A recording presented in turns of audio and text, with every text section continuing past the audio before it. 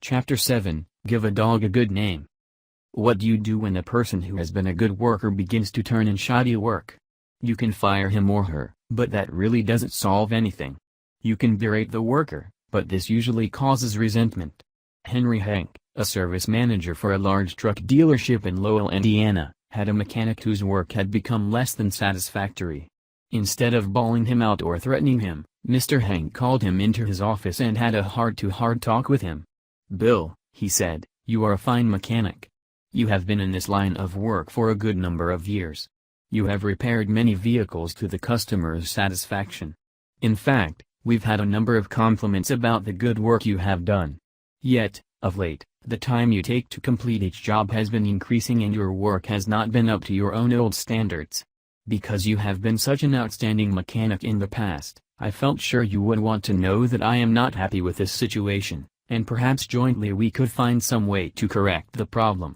Bill responded that he hadn't realized he had been falling down in his duties and assured his boss that the work he was getting was not out of his range of expertise and he would try to improve in the future. Did he do it? You can be sure he did. He once again became a fast and thorough mechanic. With that reputation Mr. Hank had given him to live up to, how could he do anything else but turn out work comparable to that which he had done in the past? "The average person," said Samuel Vauquelin, then president of the Baldwin Locomotive Works, "can be led readily if you have his or her respect and if you show that you respect that person for some kind of ability. In short, if you want to improve a person in a certain respect, act as though that particular trait were already one of his or her outstanding characteristics. Shakespeare said assume a virtue, if you have it not. And it might be well to assume and state openly that other people have the virtue you want them to develop. Give them a fine reputation to live up to, and they will make prodigious efforts rather than see you disillusioned." Georgette LeBlanc, in her book Souvenirs, My Life with Maeterlinck, describes the startling transformation of a humble Belgian Cinderella.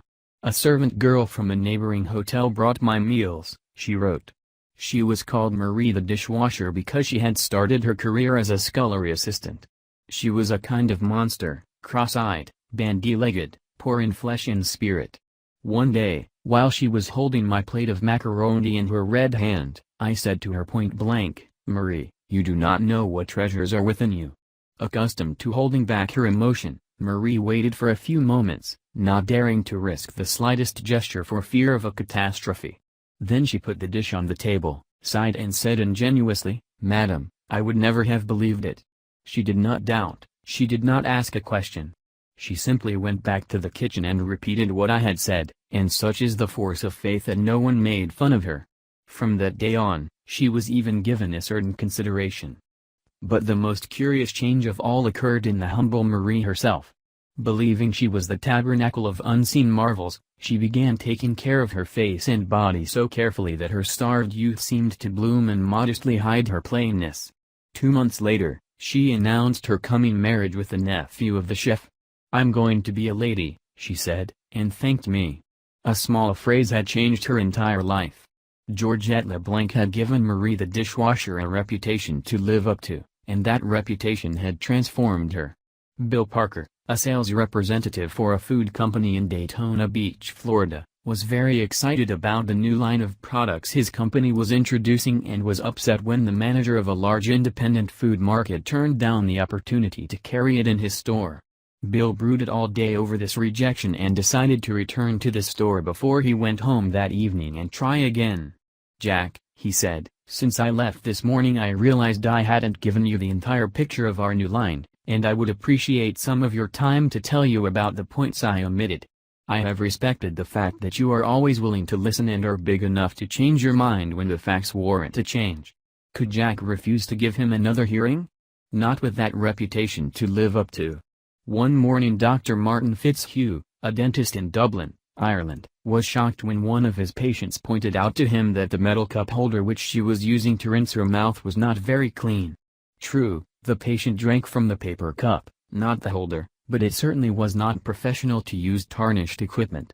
When the patient left, Dr. Fitzhugh retreated to his private office to write a note to Bridget, the charwoman, who came twice a week to clean his office. He wrote, My dear Bridget, I see you so seldom. I thought I'd take the time to thank you for the fine job of cleaning you've been doing. By the way, I thought I'd mention that since 2 hours, twice a week, is a very limited amount of time, please feel free to work an extra half hour from time to time if you feel you need to do those once in a while things like polishing the cup holders and the like. I, of course, will pay you for the extra time. The next day, when I walked into my office, Dr. Fitzhugh reported, my desk had been polished to a mirror-like finish, as had my chair, which I nearly slid out of. When I went into the treatment room I found the shiniest, cleanest chrome-plated cup holder I had ever seen nestled in its receptacle. I had given my charwoman a fine reputation to live up to, and because of this small gesture she outperformed all her past efforts. How much additional time did she spend on this? That's right, none at all. There is an old saying, give a dog a bad name and you may as well hang him. But give him a good name, and see what happens.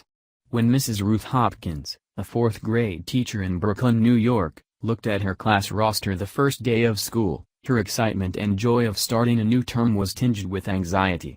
In her class this year she would have Tommy T., the school's most notorious bad boy.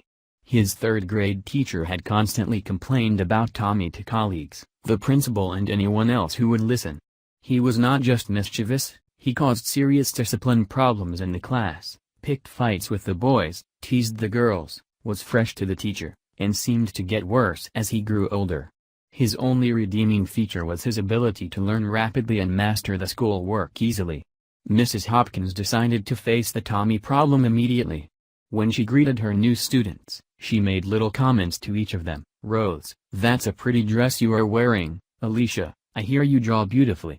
When she came to Tommy, she looked him straight in the eyes and said, Tommy, I understand you are a natural leader.